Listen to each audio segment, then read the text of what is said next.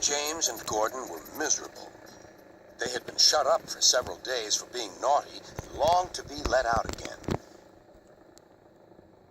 At last, Sir Topham had arrived. "I hope you are sorry," he said, "and that you understand that every job on the railway is important. We have a new tank engine called Percy, who helps pull coaches, and Thomas and Edward have worked the main line nicely. But I will let you out now if you promise to work hard." "Yes, sir," said the three engines, "we will." "That's good. But please remember that this no shunting nonsense must stop." Sir Topham Hatt then told Percy, Edward, and Thomas that they could go and play on the branch line for a few days. And they ran off happily to find Annie and Clarabelle at the junction. The two coaches were very pleased to see Thomas again. Edward and Percy played with the freight cars. "Stop, stop, stop," screamed the cars as they were pushed into their proper sidings. But the two engines laughed and went on shunting till the cars were tidily arranged.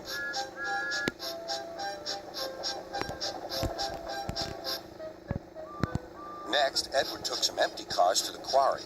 Percy was left alone. He didn't mind that a bit. He liked watching trains and being cheeky to the other engines. "Hurry, hurry, hurry," he would call, and they got very cross.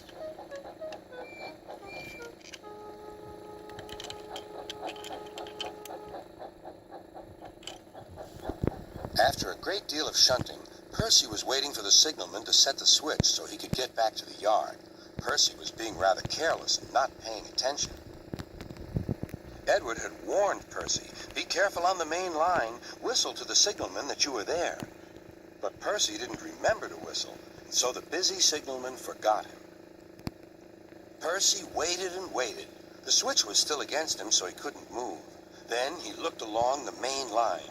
"Beep, beep," he whistled in horror, for rushing straight toward him was Gordon with the express. "Oh!" groaned Gordon. "Get out of my way!"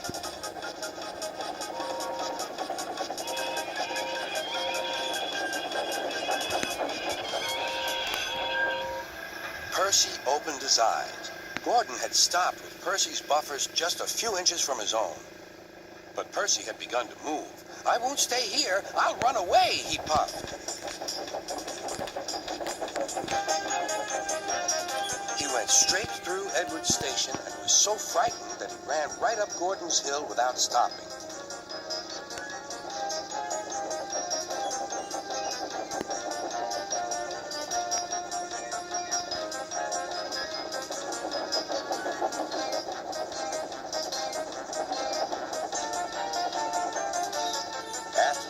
Tired, but he couldn't stop.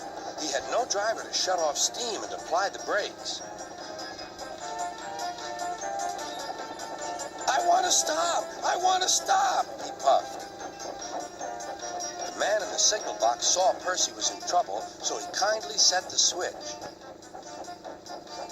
Percy puffed wearily onto a nice empty siding, ending in a big bank of earth. He was too tired now to care where he went. "I want to stop! I want to stop!" "I have stopped," he puffed thankfully. "Never mind, Percy," said the workmen as they dug him out. "You shall have a drink and some coal, and then you'll feel better." Presently Gordon arrived. "Well done, Percy. You started so quickly that you stopped a nasty accident." "I'm sorry I was cheeky," said Percy. "You were clever to stop," replied Gordon. Then Gordon helped pull Percy out from the bank. The two engines are now good friends, but Percy is always most careful when he goes out on the main line.